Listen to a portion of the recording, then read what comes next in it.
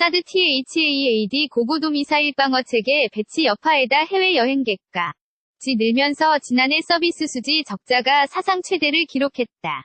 상품 수지는 세계 경기 회복에 따른 수출 호조로 역대 2위 흑자를 냈다. 경상 수지는 20년 연속 흑자 행진을 이어갔다.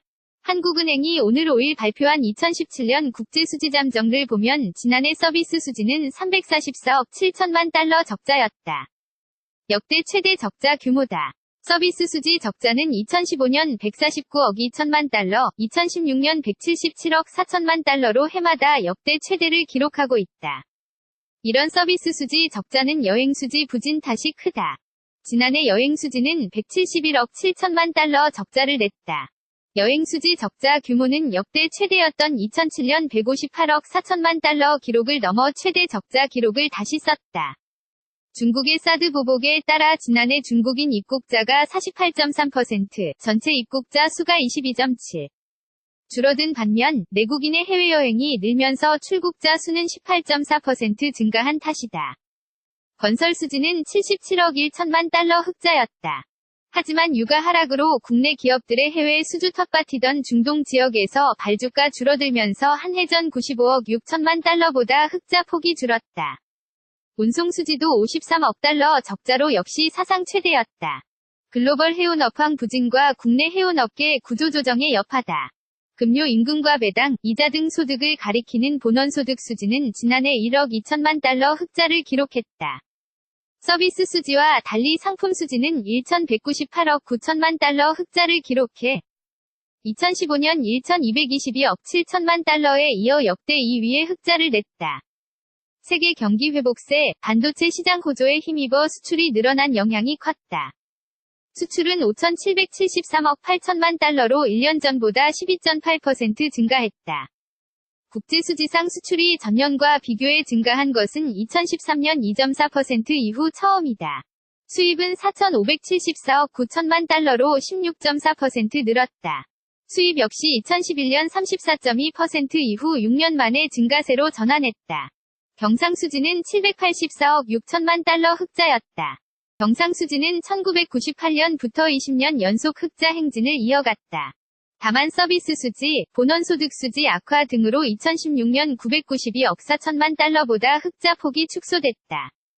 지난해 자본 유출입을 나타내는 금융계정 순자산 자산에서 부채를 뺀 것은 871억 달러 증가했다. 직접 투자는 내국인 해외 투자가 316억 8천만 달러, 외국인 국내 투자가 170억 5천만 달러 늘었다. 내국인, 외국인의 직접 투자 증가폭은 모두 사상 최대였다. 증권 투자는 내국인 해외 투자가 755억 4천만 달러 늘어 역시 증가폭이 역대 최대를 기록했다. 세계 경기 회복 기대, 글로벌 주식시장 호조 등에 따른 해외 주식 투자, 기관 투자가 중심의 해외 채권 투자가 지속한 영향으로 풀이된다. 한편 지난해 12월 경상수지는 40억 9천만 달러 흑자였다. 월간 기준으로 2012년 3월 이후 70개월 연속 흑자다. 상품 수지도 82억 1천만 달러 흑자였다. 하지만 서비스 수지는 37억 7천만 달러 적자로 월간 규모로 역대 최대였다. 사진 출처 연합뉴스 사드 THAAD 고고도 미사일 방어 체계 배치 여파에다 해외 여행객까지 늘면서 지난해 서비스 수지 적자가 사상 최대를 기록했다. 상품 수지는 세계 경기 회복에 따른 수출 호조로 역대 2위 흑자를 냈다. 경상 수지는 20년 연속 흑자 행진을 이어갔다. 한국은행이 오늘 5일 발표한 2017년 국제수지잠정을 보면 지난해 서비스 수지는 344억 7천만 달러 적자였다. 역대 최대 적자 규모다. 서비스 수지 적자는 2015년 149억 2천만 달러, 2016년 177억 4천만 달러로 해마다 역대 최대를 기록하고 있다. 이런 서비스 수지 적자는 여행 수지 부진 탓이 크다. 지난해 여행 수지는 171억 7천만 달러 적자를 냈다. 여행 수지 적자 규모는 역대 최대였던 2007년 158억 4천만 달러 기록을 넘어 최대 적자 기록을 다시 썼다. 중국의 사드 보복에 따라 지난해 중국인 입국자가 48.3%, 전체 입국자 수가 22.7%. 줄어든 반면 내국인의 해외여행이 늘면서 출국자 수는 18.4% 증가한 탓이다. 건설 수지는 77억 1천만 달러 흑자였다.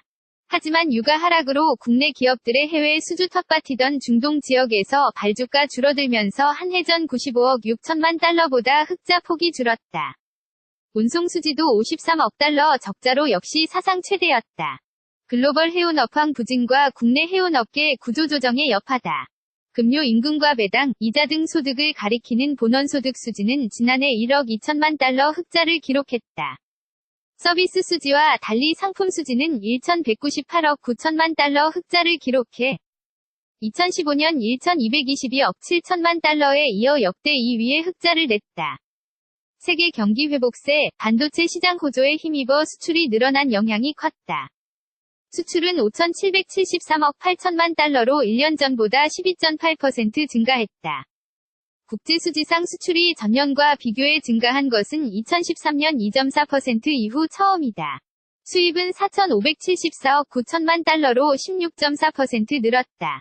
수입 역시 2011년 34.2% 이후 6년 만에 증가세로 전환했다. 경상수지는 784억 6천만 달러 흑자였다. 경상수지는 1998년부터 20년 연속 흑자 행진을 이어갔다. 다만 서비스 수지, 본원소득 수지 악화 등으로 2016년 992억 4천만 달러보다 흑자 폭이 축소됐다. 지난해 자본 유출입을 나타내는 금융계정 순자산 자산에서 부채를 뺀 것은 871억 달러 증가했다. 직접 투자는 내국인 해외 투자가 316억 8천만 달러, 외국인 국내 투자가 170억 5천만 달러 늘었다. 내국인, 외국인의 직접 투자 증가폭은 모두 사상 최대였다. 증권 투자는 내국인 해외 투자가 755억 4천만 달러 늘어 역시 증가폭이 역대 최대를 기록했다. 세계 경기 회복 기대, 글로벌 주식시장 호조 등에 따른 해외 주식 투자, 기관 투자가 중심의 해외 채권 투자가 지속한 영향으로 풀이된다. 한편 지난해 12월 경상수지는 40억 9천만 달러 흑자였다. 월간 기준으로 2012년 3월 이후 70개월 연속 흑자다. 상품 수지도 82억 1천만 달러 흑자였다. 하지만 서비스 수지는 37억 7천만 달러 적자로 월간 규모로 역대 최대였다. 사진 출처 연합뉴스.